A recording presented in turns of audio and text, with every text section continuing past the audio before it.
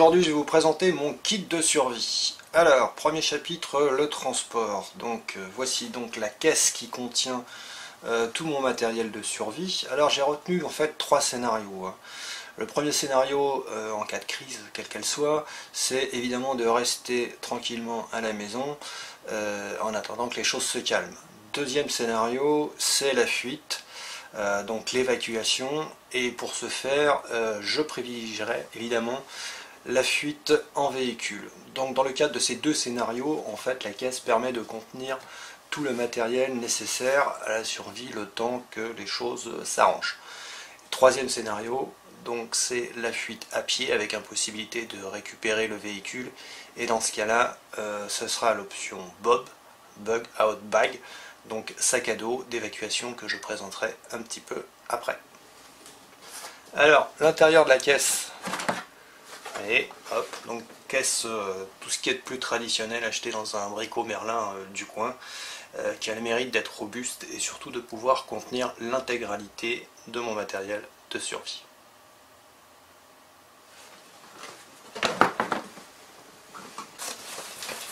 Alors, le Bob, j'ai choisi un sac à dos de marque Camelback. C'est le modèle BFM 500 qui, je crois, est utilisé par l'armée française. Sa contenance est de 52 litres.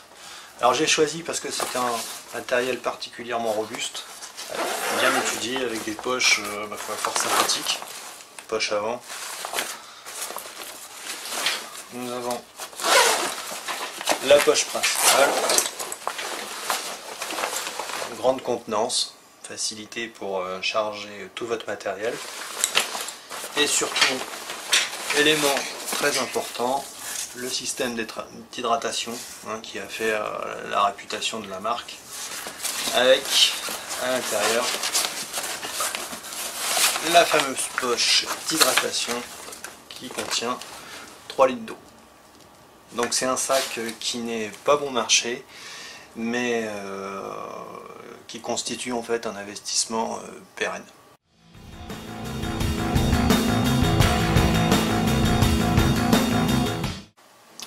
Alors un des éléments fondamentaux de la survie, c'est l'hydratation, puisque votre espérance de vie ne dépassera pas 3 jours dès lors que vous n'aurez pas trouvé de quoi vous hydrater.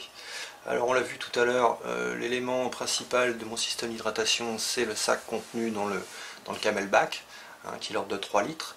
Il est complété par une gourde d'1 litre de marque Nalgene, qui a l'intérêt d'être de très bonne qualité et de disposer d'un système de graduation très utile dès lors que vous souhaitez doser l'eau pour vos préparations alimentaires. Deuxième élément, c'est une petite bassine en plastique, très légère, pas encombrante, qui vous permet de recueillir de l'eau de pluie. Autre élément fondamental, dès que vous avez utilisé l'intégralité de vos réserves d'eau, il convient de s'en procurer. Mais pour ce faire, l'important c'est de la purifier. Donc moi j'ai investi dans un système de purification de marque Katadyn, c'est le modèle Katadyn Mini, qui est un appareil fabriqué en Suisse, qui est capable de pomper un demi-litre d'eau par minute et de purifier jusqu'à 7000 litres d'eau. Donc un appareil vraiment astucieux et indispensable dans le cadre de la survie. Enfin, est très connu, pastille micro-pure. Une pastille peut purifier 1 litre d'eau, donc indispensable dans la survie.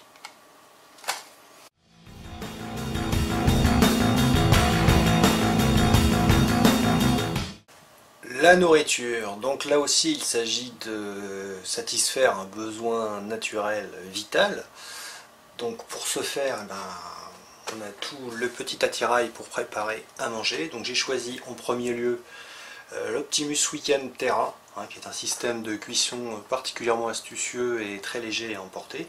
Donc il se compose d'une petite poêle à frire, avec un manche, de sa bouteille de gaz, voilà, son système évidemment de mise à feu, très pratique, donc ça se visse ici, et de la popote que vous pouvez mettre donc directement sur le gaz, popote gradué avec un système fort pratique ma foi, ce qui vous permet d'être complètement autonome pour vous préparer à manger, le tout dans un poids très contenu. L'attirail du survivaliste ne serait pas complètement complet sans un couteau dit de survie.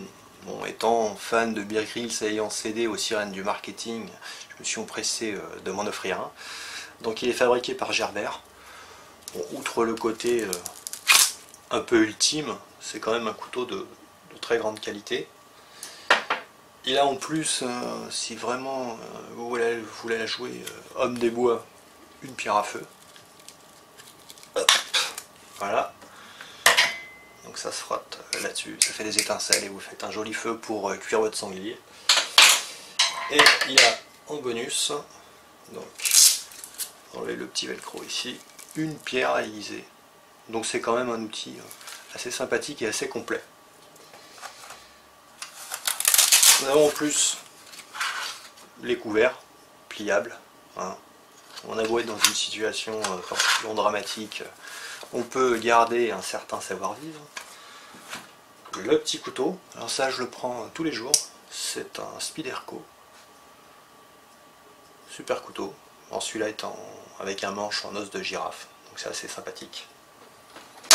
Et pour faire du feu, si comme moi vous n'êtes pas du tout doué avec une pierre à feu, bah, l'incontournable briquet tempête, accompagné de sa recharge de gaz.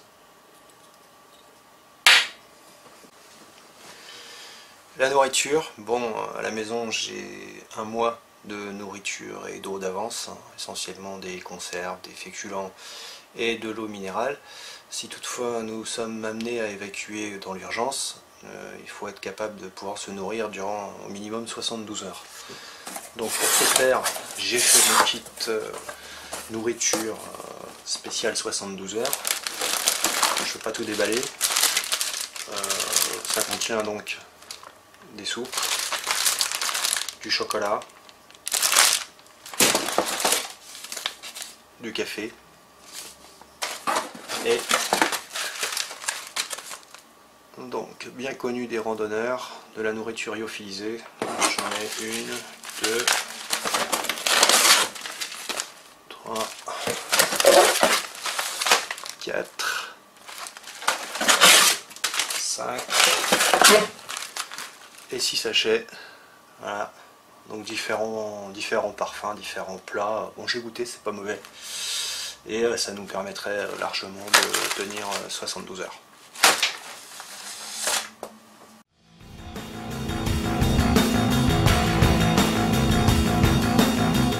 L'éclairage. Alors on peut imaginer qu'en cas de crise, nous ne disposions plus d'électricité ou que nous soyons amenés à quitter la maison. Dans ce cas, il faut le nécessaire pour pouvoir s'éclairer. Alors j'ai sélectionné la lampe Petzl frontale, hein, 2 exemplaires, matériel robuste de qualité qui a fait ses preuves. La lampe Maglite, petite, discrète et qui éclaire très bien. Le bâton de Cialume pour se signaler au sauveteur, le cas échéant. La petite lampe de camping à LED, très légère, et qui peut aussi servir pour signaliser sa position. Et enfin, un stock de piles qui nous permet d'avoir une autonomie plus importante.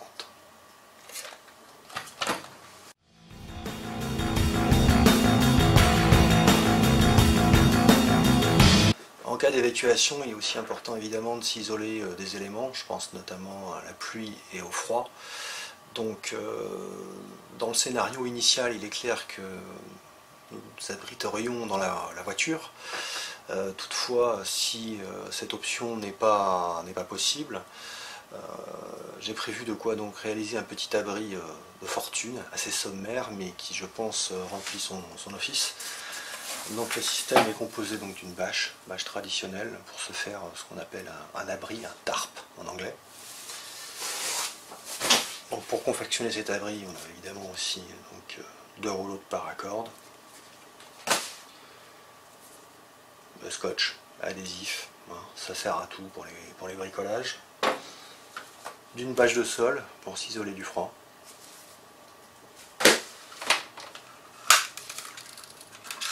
pince multifonction, une marque bien connue, hein, qui peut servir dans le cadre des bricolages de cet abri. Des piquets, évidemment. Et une hache, si on est amené à couper du bois ou dégager un espace, voire fracasser la tête d'un zombie, ça peut toujours servir. Pour le couchage, des duvets. Bon, ça c'est le duvet de ma femme, moi j'ai le même mais modèle homme. Donc compact, léger, c'est marque La Fuma, spécial grand froid. Au chapitre des vêtements, bon, j'essaye d'éviter le paramilitaire façon Rambo 12. Donc c'est plutôt fringues de randonnée avec membrane Gore-Tex, chaussures de randonnée, enfin, et triple couche pour se préserver des intempéries.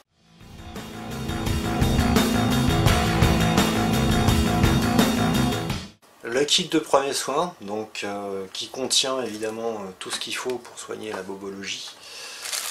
Des gants latex, des antibiotiques, des pansements, des systèmes de suture, des systèmes contre les ampoules et les différentes petites affections bénignes qui peuvent bien vous pourrir la vie, des ciseaux, etc. etc. Enfin bref, tout ce qu'il faut pour pouvoir dispenser les premiers secours. Le kit hygiène, puisque en situation de crise il est important de conserver une hygiène, hein, afin de se préserver des maladies et diverses infections. Donc tout est placé dans des sapes Ziploc, hein, afin de préserver l'étanchéité et d'avoir un accès facile aux différents composants. En ce qui concerne le kit par lui-même, donc là on a des lingettes, hein, pratiques, afin de préserver l'eau. C'est un système aussi de lingettes, mais qui est destiné à remplacer le très encombrant en papier cul. Et des brosses à dents, du dentifrice, etc., etc. Nous avons aussi donc des slips de rechange, toujours système Ziploc, 2 t-shirts de rechange, ainsi que 3 paires de chaussettes, hein, puisque si on est amené à marcher, il est évident qu'il faut changer régulièrement les chaussettes pour éviter de s'abîmer les pieds. Voilà. Et nous avons aussi donc une serviette microfibre, hein, qui permet de faire sa petite toilette et surtout qui est très compacte.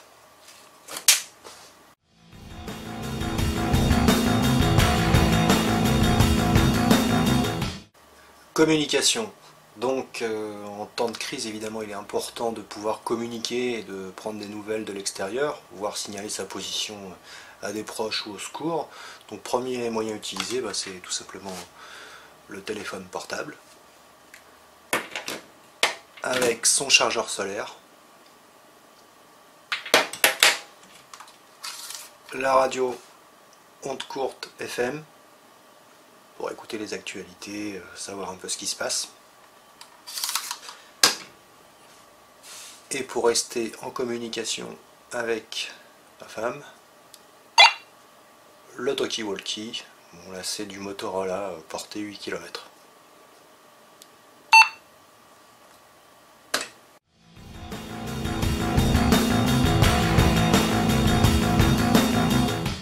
L'orientation, bon, si on est amené à fuir en voiture, évidemment la voiture est équipée d'un GPS, donc ça solutionne le problème. En cas de problème avec le GPS, on a la traditionnelle carte routière, alors c'est la carte d'Île-de-France, hein, pour ma part, avec la boussole, une paire de jumelles et un petit calepin pour l'orientation. Il ne manque plus qu'un GPS portable, et ça c'est en cours d'achat.